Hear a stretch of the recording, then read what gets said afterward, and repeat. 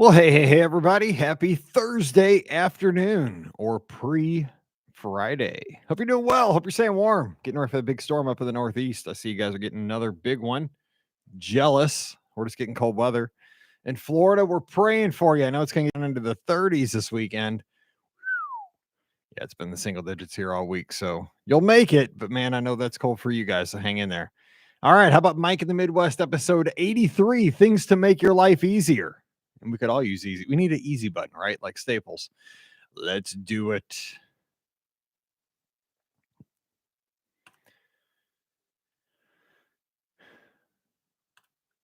Well, hey, everybody. Welcome to episode number 83 of Mike in the Midwest, a mini podcast for the amazing patrons just like you of the Be Our Guest podcast. This is Mike Rollman, host of the Be Our Guest podcast. You probably know that if you're a patron of the show, but I wanted to introduce myself anyway. I'm recording this one here live on Thursday, January 27th, 2022, here in the Be Our Guest podcast studios in lovely and chilly St. Peter's, Missouri, in case you want to look that up, because last week we talked about the geography of where you live affecting how you see the world. So you could Google it and kind of see where the old studio sits right here at the intersection of Missouri State Highway 94 and Highway 364 and Mid Rivers Mall Drive. We're at a little triangle there. It is perfect because right on that triangle is where a lot of the popular businesses are located. Within a half a mile of my house, we have a Chick-fil-A, we have a Target, we have a Raising Cane's, we have a Taco Bell, we have a Lion's Choice, we have a Deerberg's, a Schnucks, which are grocery stores. We have it all within 1 mile of our house. Most of those things are within a half a mile, right on the other side of the divided highway. So not a bad place to live. In this little subdivision here, this little pocket we luckily found here about 3 years ago. Very happy with where we live. And kind of an interesting fact, our little subdivision is kind of a mixed use subdivision. So it kind of reminds me of these. I don't know if you have these where you live, but they were kind of popular here in the 90s and early 2000s in St. Louis, like in the suburbs of St. Louis. They were called mixed development, kind of not really subdivisions, but whole like communities that were built. One of them was called Newtown St. Charles, which was right across the river from where our old house was in St. Louis County. And the whole gig about this was it was like a whole big area that they built, and they built condos and single family homes and condominiums and townhomes. I mean, and everything. And they built little grocery stores, little boutiques, and they had sand volleyball courts. They had bars, like they built the entire town, and they had strict building codes. Like you could only color your house like certain colors. But that was kind of the whole thing. And like it was a very walkable community. It looked like it was something that came out of like the, very old timey, something you would see like in the 1950s or 60s, as far as the exteriors of the homes. Very beautiful area, still is. If you're in St. Louis, it's called Old Town St. Charles. Really wanted to live there, but it was very overpriced, and the houses were very close together, very small. You didn't get a yard or anything very much, so we never did move there. But where we live in our subdivision, it's kind of like that because we have some condos at the one end of our kind of whole development here. We have at the very far end of our development, we have a bunch of really nice apartments. Actually, the condos are called, I forget what they call them, like the carriage houses is what they're called. They're super fancy. And then we have single use or single family homes, and that's what we have. We have a single family home on a cul-de-sac, and then we have this lake that some of the houses right behind us are on the lake. Well, pond. It's not. It's a quarter of a mile around. It's not. It's not like a huge lake. It's a little pond.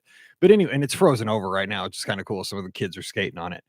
But anyway, it's just this nice little pocket where you get a little taste of everything, right? You get the folks who are living in apartments. That kind of reminds me of, we were talking with Marlessa on the Be Our Guest podcast about what it's like to live, in a more tightly, compact area with a lot of people living real close to you, vertical, right? Because these apartment complexes down from us are about 5 stories tall. And then you have the single family homes, which is like ours. We have a ranch, not a very big one, but we have a small ranch. Some of the houses over here are 2 stories and they're bigger. Um, And you have kind of the townhomes, the carriage houses, which are very nice, but you have about 5 or 6 per building, which is kind of communal living. I just think it's kind of interesting, and, so if you wanna look it up, you can kinda see our subdivision there. But in right in front of it, when we moved in, there was a Gold's Gym. This is if you look at where I live on Google Maps, look for the Be Our Guest Podcast Studios. You can find it on Swarm where I check in because I have the geolocation on, so you can find it. I'm not worried about that. I don't think you're gonna come get me.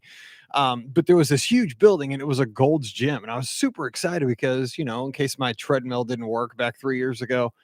Actually, I was getting ready to register for Gold's Gym because my treadmill at the time was not working great. This was during the very beginning of the pandemic, and then Gold's Gym. And I mean, you can see it from our front yard. It's right across the street and down probably about 7 or 8 houses, this gigantic building, but it's very well like painted. There's landscaping between it. I mean, you gotta kind of look for it. It's almost like the Guardians of the Galaxy building at Epcot. If you know it's there, you see it, but if you don't pay attention, you wouldn't even notice it's there. But anyway, I was going to join right at the beginning of the pandemic. I think it was, I can't remember, like April or something, and it went out of business. A lot of the gyms in St. Louis went out of business around that time. So the building, this huge building that had treadmills and workout equipment, it had a swimming pool inside. It went out of business and it sat empty for quite a while. Well, apparently there is this jewelry company that was started online by a family that goes to the high school where Mallory's going to go next year, Francis Howell, and it's called J Bloom, Jbloom, J Bloom, and it's like one of the hottest things going. So it's kind of like I don't know, like I don't buy jewelry, and Pam doesn't really wear jewelry, so I never buy jewelry. But anyway, it's kind of a boutique jewelry thing that's online. It's like that's really hot, trendy. And so they bought this building, and this building is gigantic. And I couldn't believe it. Like when I heard they were buying this building because like a jewelry company that does stuff online is buying this gigantic gymnasium building because it is big. It's not small, and it's its own building, standalone. So they bought it and they really, I mean, it looked nice as it was, but they repainted the entire building. They added trim to it. They made it look real fancy. They put more landscaping in, trees. They fixed up the parking lot. It's super fancy now. And apparently things are going well. Well, the building's huge, like I said. And the funny thing is that their kids, the family that owns this jewelry company that goes to their kids go to the high school where Mallory's gonna go next year. They're really good volleyball players at the high school. The daughter is. And so this building is so big that they put in a volleyball court into the building where they have this jewelry company now. So every night you see that the high school volleyball team now practices inside this building that's a jewelry company just to get some extra practice. So they have their own private volleyball court in there. It's at the corner of the building. You see all the cars parked on the one corner. It's very, very funny. But one of the exciting things that Mallory's super excited about is these people are super entrepreneurs, apparently. They are digging a corner of the parking lot because, again, this has a huge parking lot too. They're putting in a drive-through coffee shop in the corner of their parking lot. So Mallory is ecstatic that within probably a quarter of a mile from our front door, literally you'll be able to see it. If the building wasn't in between us and the in that part of the parking lot, there's going to be now a drive-through coffee stand, which you could walk up to in 3 minutes from our front door. So I feel bad for the guys and gals that are working on that right now, though, because it has been super cold here. And yesterday I had to take Mallory. I had to take Riley, the super dog, to the groomer because she couldn't even see. She had so much hair. And yeah, they were working out in that yesterday, and the temperature was 6 degrees when I drove past, and they were working hard, digging in the dirt and busting up the concrete in the parking lot. I mean, that had to be rough. My dad did that when I was a kid. So, shout out to all the blue collar folks that are out there working outside in this kind of weather. You guys are, and women, you guys are amazing to be out there. And also, I thought about this today at lunch. I know this show is always random, and I hope you just stick with me because it's kind of just chain of thought or, just whatever. My dad was a construction worker the whole time I was a kid. He went to broadcast center when I was in high school because he wanted to change careers. He wanted to better himself. He wanted to do something besides construction work. He was a cement mason. He did concrete work.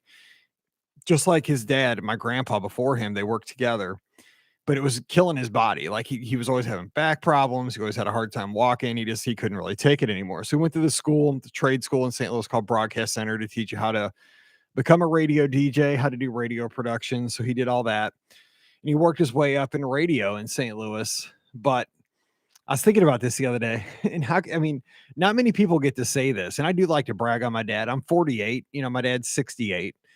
And it's kind of weird because, I sound like I'm a 12-year-old talking about my dad, but I am proud of my dad. And as much as I hate the Rams, and I do hate the Rams because they left St. Louis, and I'm not a big NFL fan because we've lost 2 NFL teams in my lifetime, which makes me a little bitter because, you buy into your team and then they're gone. They go to another city. However, my dad is 1 win away from going to his 2nd Super Bowl. That's pretty crazy. Like, I mean, my dad, who was a person when I was a kid, you would find him like, out working on somebody's, putting in a basement or a driveway or a patio at somebody's house. And now, that same guy that brought me up, that was my catcher as a kid, which I think is very cool. He helped me become the best I could be in baseball, and he taught me how to DJ, and I DJ'd wedding receptions all through high school and college, and that's how I made my money. And he's with the podcast. I mean, I would not have this podcast if it wasn't for my dad. He does all the technical troubleshooting for us. This microphone came from his studio when he stopped working at a radio station in Kentucky. He always did overnights at that station. He doesn't do that anymore, but he did it from his condo. So he's like, not using the mic here. You want to have this mic? All this equipment and all the guidance has come from my dad. So I'm pretty proud of my dad that he's 1 football game away from working a 2nd Super Bowl as a radio engineer. And I know that sounds crazy, but I mean, my dad was a guy who is as blue collar, and he still is as blue collar as they come. When you see these other radio engineers in the industry, they probably have never put in, now I shouldn't say this, but probably, I would guess, probably have not put in close to the amount of like grunt work that my dad has in his lifetime. My dad has done a lot of physical labor. 25 years in the union before he switched jobs to work in radio. So kudos to my dad for chasing that down, changing careers a lot, late in life, and working in radio. And like he says, he's one of 30 that does NFL radio each week. So shout out to him, and we'll see what the Rams do. I still hope the Rams lose. No, I shouldn't say that because I want my dad to be able to go to another Super Bowl.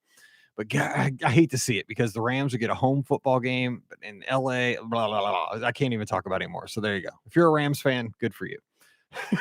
I want it for my dad. I don't want to see the Rams win. I know Scotty G wants Stafford because that was his guy in Detroit and all that. So we'll see how it goes. Anyway, so what else is going on this week? It's been a pretty good week. We talk about this on Fridays. Nope, actually Monday's podcast. We were surprised. Dr. Kai pointed this out to me on social media that medium.com, which is a pretty big website on the internet, mentioned our podcast as an honorable mention of top podcasts of 2021. And this was not just Disney podcasts. This was NPR and Rolling Stone and ESPN and Mark Moran, or I don't listen to some of these podcasts, but I know they're big because I follow the industry and I follow a lot of like podcasting websites and stuff. So just the fact that we got a mention in an article on Medium was very, very humbling. And it's because of your support. Again, you guys are supporting us at the highest level. You're allowing us to put these shows out every week. I say it at the top and bottom of each show, and I truly mean it. I wish I could say everybody's name every week. It would just take too long and people would probably get crazy if I did that. But I thank you so much for allowing me to do this. This is my dream. I would love to work in radio, but this is as close as I'll ever get. But that mention was special. So check out that article. I put it on Facebook. And actually it's on Twitter as well. So that was a very cool surprise this week. Thanks to Dr. Kai for pointing that out. And the same week, another piece of good news. Mallory's team finally got their bid to the Summit, which is that big cheerleading championships in Walt Disney World that happens in late April. I'll be honest, I didn't know if it was going to happen this year. We were having a rough start to the season. We went up to Wisconsin. We tried our best. We didn't look real good. We went to Indianapolis to Jam Fest. We looked a little bit better, but the competition at Jam Fest was fierce. And she's in a really hard division this year, level 2. There's just the most teams in her level and her age group. We did well in Jam Fest, but we only got 3rd out of 13 teams in her group, so that we didn't qualify there. But this past weekend, we had a competition here in St. Charles where we live, and our gym swept every level that we were in. So we had a really good weekend. Boom got the bid for Jam Fest Monday night. So we're headed down to Walt Disney World to cheer at ESPN Wide World of Sports late April. Yes, before you ask, we are staying offsite again at the Holiday Inn Disney Springs. So bring on the rants, right? Yeah, we'll have them. They'll be coming your way, but not there yet. I'm just chilling. I'm just happy we're going, right? Got to be excited that we're going. So that's kind of the news of the week. It's been chilly around here, but I know a big snowstorm is headed to the northeast. So get those snow shovels ready. More importantly, get your sleds ready. That could be fun. You got to get out there and sled with your kids, or if you don't have kids, get out there to sled. Forget the kids. Have fun yourself. And also, all of our Floridians, you guys get to be like us for a little bit. I heard it's going to get down into the upper 20s and lower 30s for some of you guys. And I know that's kind of dangerous because your houses aren't made for that. But yeah, just hang in there. You guys will be back to 80 before you know it. So every day when I walk the dog, it's cold and it stinks, but it'll go away quickly. So hang in there this weekend, Florida. We're thinking of you. We're praying for you as those iguanas fall out of trees. All right, what else can we talk about today? I had a couple of topics. Well, here, let's go over the feedback real quick from last week's show. And last week we talked about how the geography of the place you grow up can affect, I think, how you see the world. If you're somebody that lives in Florida, snow is such a foreign concept to you, or cold weather is such a foreign concept to you that you might not know what to do with yourself if you're ever in a place where you get freezing rain or sleet or 6 inches of snow. You'd lose your mind. Where it's part of the deal here in Missouri. You get it in the winter, and then it's 105 degrees in the summer. We get kind of all four seasons. If you grow up by the coast, you probably love to listen to yacht rock. No, just kidding, but you probably do. But if you grew up in the Midwest, maybe you listen to a lot of country music. Probably not, but probably true. All right, so let's get to the feedback from last week because I live here between the Missouri and the Mississippi. Jennifer Perry, thank you for being a patron, says, hey, Mike, as a fellow Midwesterner, I grew up with the exact same weather that you did. As a kid, I remember popsicles and running through the sprinkler in the summer and building snow forts in the winter. Two other coincidences from your awesome podcast. My husband has the same birthday as your wife, and my family and I stayed in one of the train cars at the Indianapolis Central train station. It was a fun experience. My mom and I will be heading to Disney this Thursday. We are so excited. All right, a lot to unpack here. Yes. Okay, so I don't know if this is only a Midwestern thing, and I doubt that it is, but maybe it is.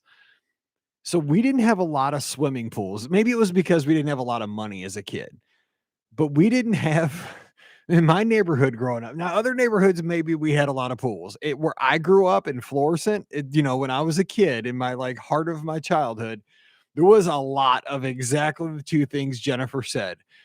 Not even the real popsicles in the summer.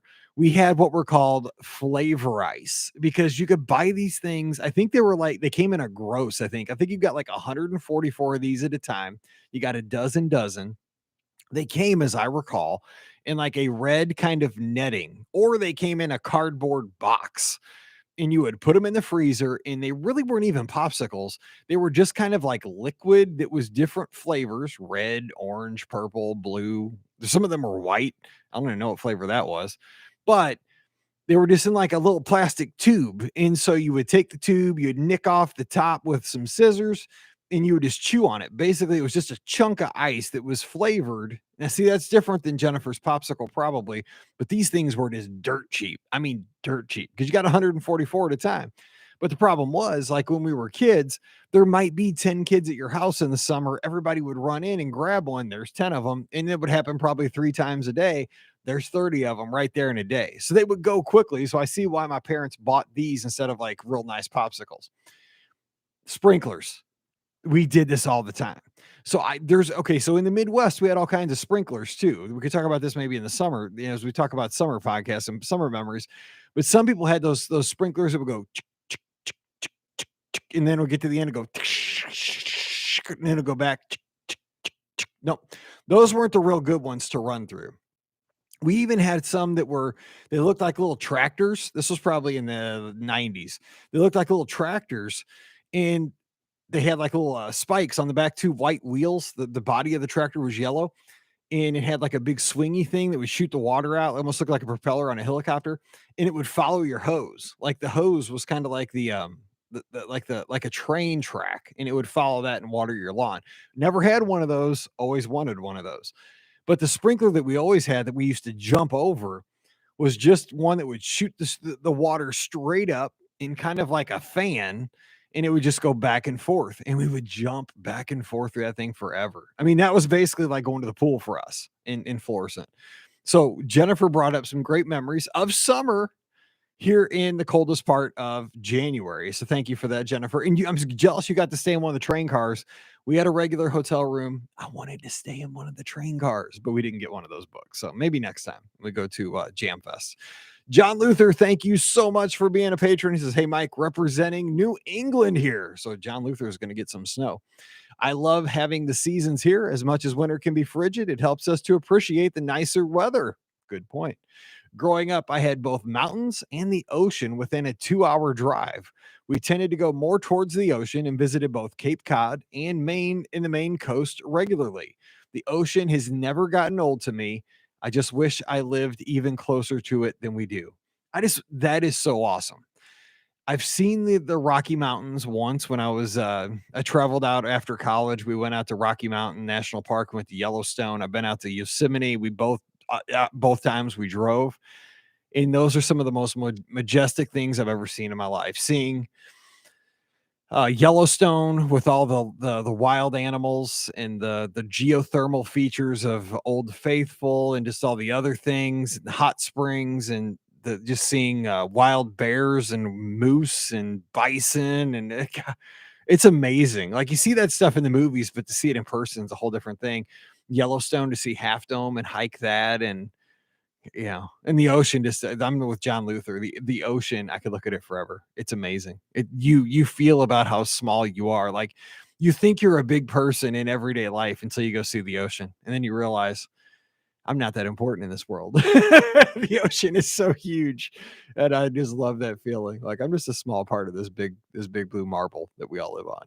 Dennis Keithley, my good friend down in Texas, he says, "Great show, Mike. A few things that you talked about really struck home with me. Having grown up in St. Louis, I remember all about the history and geography we learned in school. In fact, we had a year-long project in fourth grade that resulted in a Missouri notebook that was about 3 inches thick. I always loved driving across the Missouri River on my way home from Mizzou. It always meant I was on the last leg of our trip. We also had a creek in our backyard. My brothers and friends would spend hours back there exploring, playing, and hunting for fossils. With my move to Texas over 20 years ago, I had to adjust to the incredibly hot summers, but really mild winters. At least weather-wise, I prefer I prefer winter down here." Yes, Dennis is winning because in the wintertime, he can still root for our St. Louis Blues, but not have the super cold weather that you get on 14th and Clark when you walk out of the Enterprise Center, which Dennis probably still, like me, calls the Kiel Center. Yes, Dennis, thank you so much for that. Yeah, fourth grade used to be Missouri history here in the state of Missouri. I believe, from what my wife has told me, they have moved Missouri history to third grade, which I think is atrocious. Because why do you change things like that? I mean, a whole generation has grown up that fourth grade is Missouri history. Don't change that. Don't mess with the ethos. I don't know. I just don't know. I'm just getting old. When I like to argue about these kind of things, I'm getting old. I get it. Mr. Chris Armstrong, thank you so much as always for being a patron, sir. Great show as always. I feel for you during this time of year for those of us in Florida who are experiencing some of the great days of weather. Well, hey, you're getting yours this weekend, Mr. Armstrong. Hang in there. "Your memories from your childhood remind me of my days growing up playing in the woods and creeks in our backyards without a care in the world from our parents. The only rule was to be back in before dark. Those were the days." Finally, a quick question for you.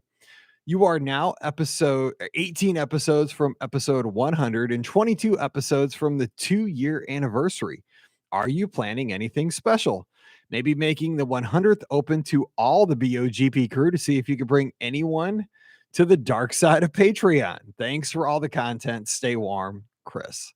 You know what? I might have to talk to Ricky, Pam, and Scott and see if I can get them on here for episode 100 of the Patreon show.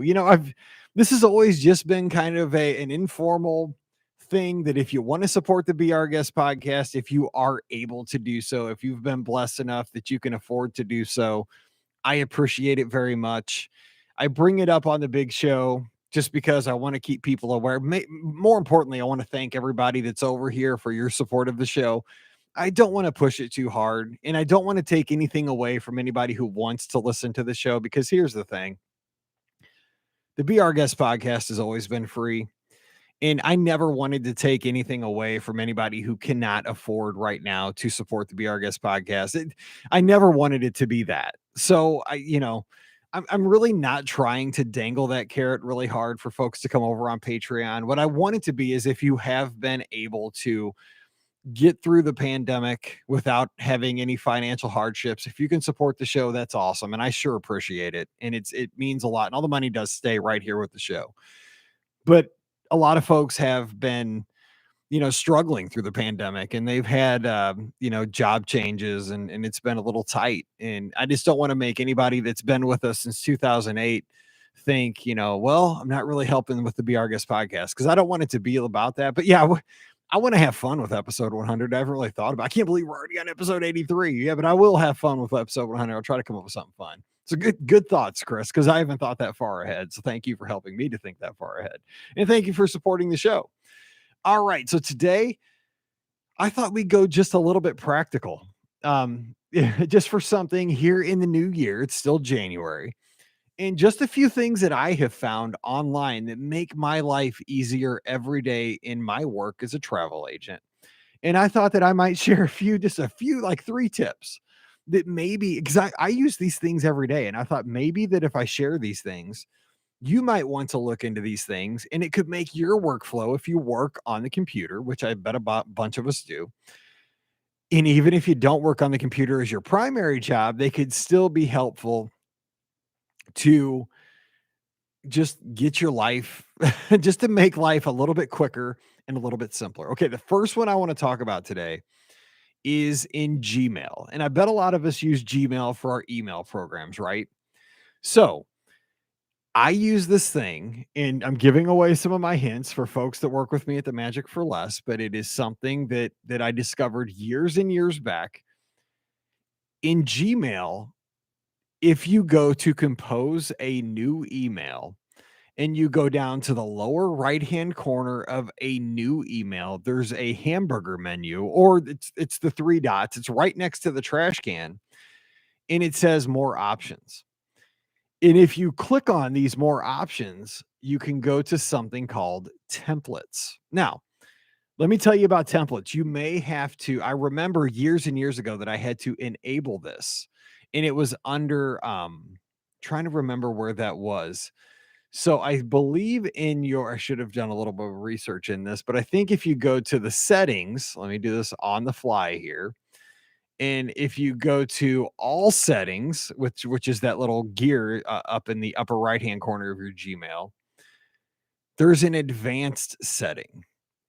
And if you go there, there is an option. I'm trying to find it here. Should have done this earlier. I think it's under maybe add-ons. But if you look, there is an experimental thing you can add on under Gmail. You might have to Google this, but you can find it. If once you find it, what you can do is, when you compose a new email in Gmail, you can hit that hamburger menu. Like I said, so let me pop this up one more time. Hit that 3 dots in the lower right-hand corner, go to templates, and you can create templates of any form.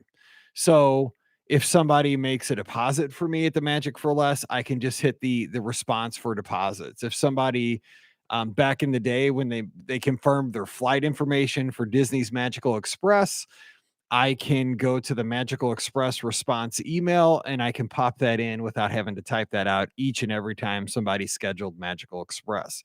So what you can do with templates in Gmail is, depending on what your business workflow looks like. So if you're a real estate agent and you have somebody inquire about some kind of a property they want to look at, you can have a response that says, thank you for getting a hold of me.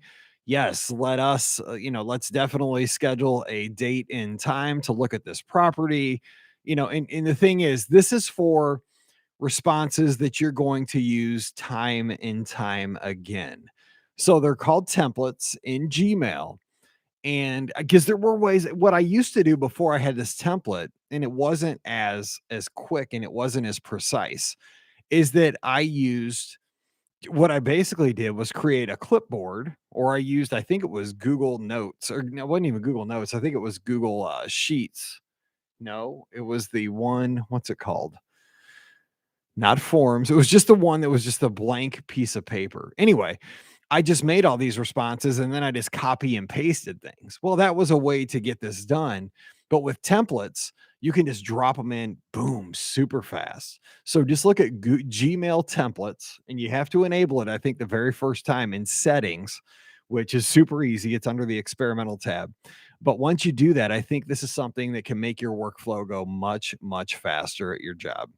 So check that out. They're templates under Gmail. I think that might be something that saves you time, but give me feedback because I think this is one of those things that can really, really help you out. Okay. Now, a second thing that I just discovered through, I saw an article written, it was retweeted on Twitter, that I just started using yesterday that I am super happy about. And I'm not like an affiliate with any of these companies or anything, but it's just one of those things that's helping me go a little bit quicker. And again, this is something that I'm very new to, but it it scratches an itch that I just need, that I think is going to help me out again at the Magic for Less, and it's probably going to help you out a ton. And it's a website, it's a service that's called Text Blaze, TextBlaze. And basically what it is, it's a service that's free for limited capabilities, which I use some of the free services. Or if you want to really expand its use, you can pay $3 a month. And I think it was, you got to pay for the year up front. So I think I paid 35 bucks or something. And what it is you get this dashboard.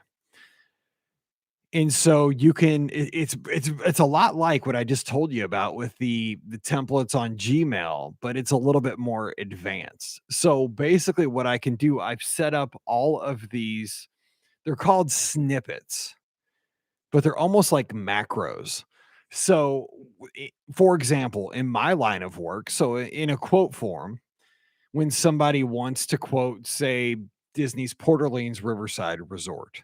Obviously, when I create a quote for a guest, I'm going to put Disney's Port Orleans Riverside Resort. But what I always do is I go to that, when I mention that resort, I go back and I highlight that resort and I link it to our resort guide at themagicforless.com, so that when you see that resort mentioned, you will now be able to click on that where it says Riverside and go to our resort guide and see all about Riverside, see the photos, see the room types, see the restaurants at Riverside and so forth. So I've always, typed in Disney's Port Orleans Riverside Resort on the quote form. And then I go back, I highlight it, I bold that, I underline that, and then I create a hyperlink and I go to our resort guides and I copy the link and I paste it. So that takes me about 10, maybe about 10 or 11 keystrokes.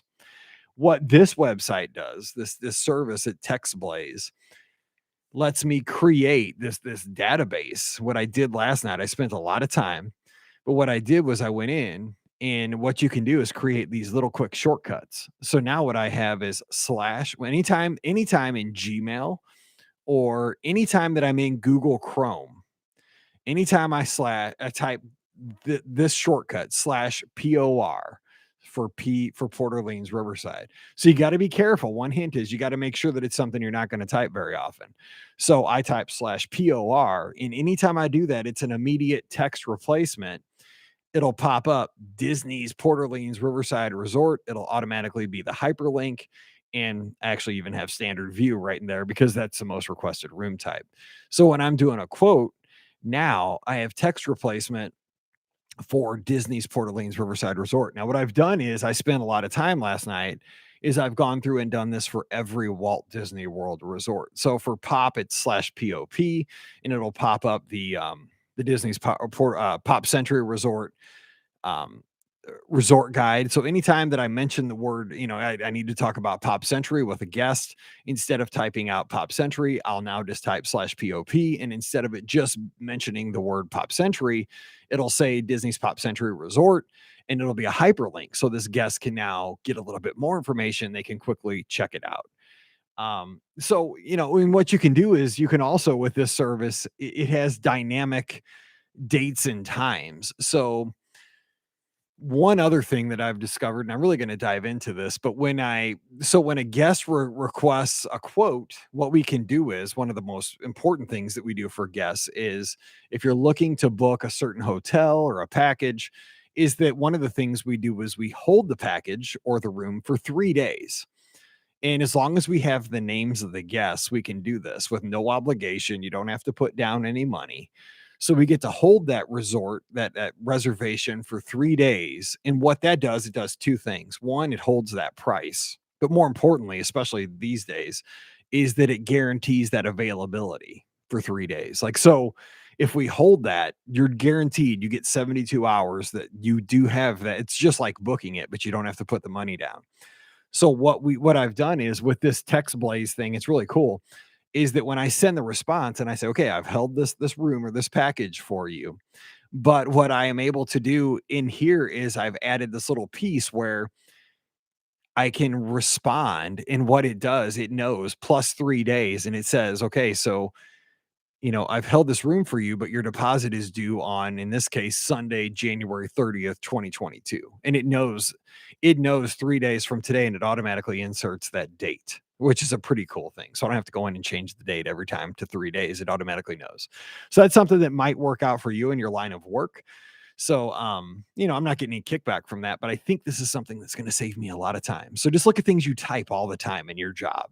If you're a teacher, maybe you respond to parents with the same response over and over, where you can, create a slash grades, grades. And what it is, it's a formulaic response for current grades, and where they can go look at look online to check out the current grades for the students, stuff like that. So when I find out something that makes my life a little bit easier, I'm like, "Oh, man, I just gotta tell the world, because this is if it's helping me out, it can probably help a bunch of people." So check out TextBlaze and let me know what you think. Maybe it works for you. Maybe it's something you think is a kind of a scam. One third thing that I wanted to mention, because I'm going a little bit long. Now, this one is only if you are somebody that works with Apple products, and I do tend to work with Apple products because, like 10 years ago, I bought an iPhone. And then I bought AirPod, it's one of those things. You buy one thing, Apple is so good at this. And the thing is with Apple products is, like, when I buy them, I use them forever. They don't tend to break. When I buy an Apple product, yes, it is more expensive, but the thing is that it works for years and years, and I hold on to things forever. Mallory's using a MacBook from 2012. That is 10 years ago, and it still works like a champ. That's what she uses for school. So when you look at the cost of that MacBook, it was $1,000, but we've used it for 10 years, and I used it for 5 or 6 or 7 of those years in business. So it was $100 a year. It was a great investment. So I now use a second MacBook Air that I bought on sale on Amazon, which I used my Disney gift card, or my Amazon gift card, which I got from the Magic for Less for Christmas. I used part of that, so I saved up some other stuff. So I use that, and alongside that, I use an iPad. Okay, so let me tell you why the two work really well together. So Apple sells these iPads, just the regular sized iPads. I think it's like 9.7 inches. It's the basic iPad. It's the cheapest iPad. This is the one they market towards schools. It costs $329. This is their cheapest iPad. It's not an iPad Pro. It's not an iPad mini or an iPad Air. It's not the fastest one, but it does most of the same stuff. It's got the big bezel. It's got the thumb, button to unlock it. It's not Face ID, so it's not super fancy. But here's the thing. It's the one that's the cheapest one. It's sold for schools. You can get it for $329, and it is still sold. And this works great with an iPad Air, which is the cheapest laptop, because what you can do is, in my workflow, you can use this little thing that Apple has put out called Sidecar. And they're going to have this new thing coming out very soon called universal control. But for right now, it's super simple. You can set up your MacBook Air and do some work on it. This is what I use when I'm at the cheerleading competitions, or this is what I use when I'm at Walt Disney World. But even better, when I'm here in the office, I always have two monitors. But with your iPad Air, or sorry, you're just a little cheap iPad, which is what I have. I just sit it right next to my MacBook and use this program. It's built into the OS, and I just use this option called Sidecar, and it automatically picks up the iPad as a second monitor. And it's just like being in the office. I have two monitors, and I can do my work so much quicker. And it's just a simple program called Sidecar that turns your cheap little $329 iPad, which you're probably using for all kinds of other stuff, reading media, being online, Facebook and Twitter and stuff. I'll be honest, I only use that iPad for my second monitor for my MacBook Air. That's really all I ever use it for. And I use it every night because I kind of have a rule. I work down in the office until about 5 o'clock at night. And then after that, I do my work upstairs on the couch with my iPad or my MacBook Air and my iPad, kind of sitting on the couch with a little desk, little thing I bought on Amazon, like a little lap desk, and then watch TV with the family as I work. So that's just another thing. It's called Sidecar. If you have and it works with any kind of a Apple laptop and any kind of an iPad, but you can do it with the cheapest ones. I have the cheapest MacBook. I have the cheapest MacBook, and I have the cheapest iPad, and it works like a champ. And you get two monitors, and you can get so much more done. So right there, three things in Gmail. You can use templates. You can also check out that website called Text Blaze for text replacement anywhere you use Google Chrome. And finally, Sidecar on Apple products to get more productivity done. So those are three things that help me get my job done a little bit quicker, and hopefully it'll help you get things done. But here's what I would love to have happen this week. Give me your best productivity tip in the comments this week when you have a few minutes, and I will share those for the good of all of us and for me, which I'm excited about, for next week's show. And also let me know if any of these three things are things you have adopted or used before. All right. Well, it is time to cut you loose. And again, I thank you so much for your support of Mike in the Midwest. A little bit different show, but I thought this might be one that helps us all out in the long run. So until we get back together again next Thursday, you all stay warm, stay safe, stay healthy, and we'll see you real soon.